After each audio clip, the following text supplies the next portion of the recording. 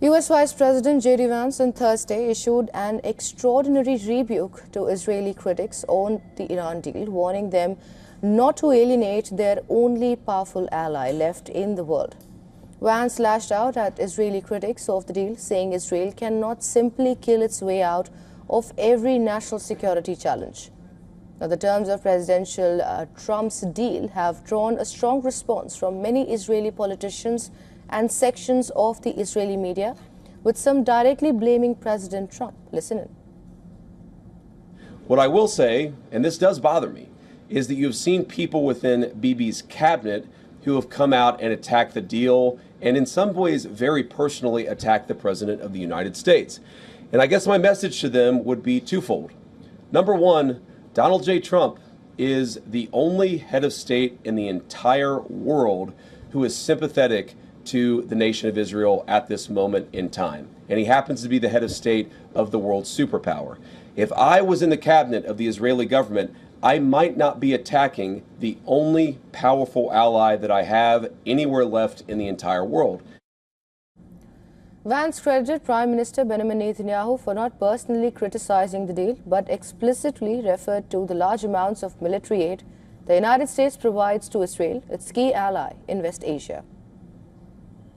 The other thing that I would say is that over the last 3 months, 2/3 of the defensive weapons that have protected your homeland have been built by American hands and paid for by American tax dollars. The problem for Israel is not Donald J. Trump. And anybody in Israel who thinks their biggest problem is the President of the United States needs to wake up and smell the reality of the situation. In an interview with the New York Times published on Thursday, Vance directly named Israeli National Security Minister Itamar Ben-Gvir and Finance Minister Bezalel Smotrich as critics of the deal. Vance said, and I quote here, "What is your exact proposal? You're a country of 9 million people. You can't just kill your way out of solving every single national security problem that you have."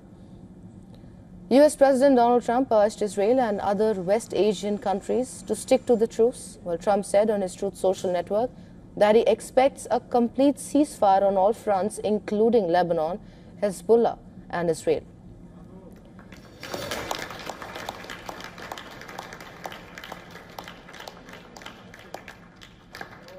Meanwhile, Iran's supreme leader has approved the deal. Ayatollah Mujtaba Khamenei, who became supreme leader after his father Ali Khamenei was killed in an airstrike on the first day of the war on 28th of February, said in a written statement that he had approved the deal despite having a different view, without elaborating. The signing of the deal by Trump and Iranian President Masoud Pezeshkian set in motion a 60-day period for talks on wider issues between the two foes, including the Iranian nuclear program. But there was uncertainty over the next steps, and it remained unclear if the two sides would hold a signing ceremony and talks in Switzerland on Friday, as previously announced. U.S. forces have lifted their naval blockade of Iranian boats, but American warships will remain in the general area. Maritime trackers said that 3 Saudi oil tankers left the Gulf through the strait on Sunday, while the loaded LNG vessel became the first such French vessel to make the transit since the start of the conflict. Iran says it will not collect any fees from ships for a period of 60 days.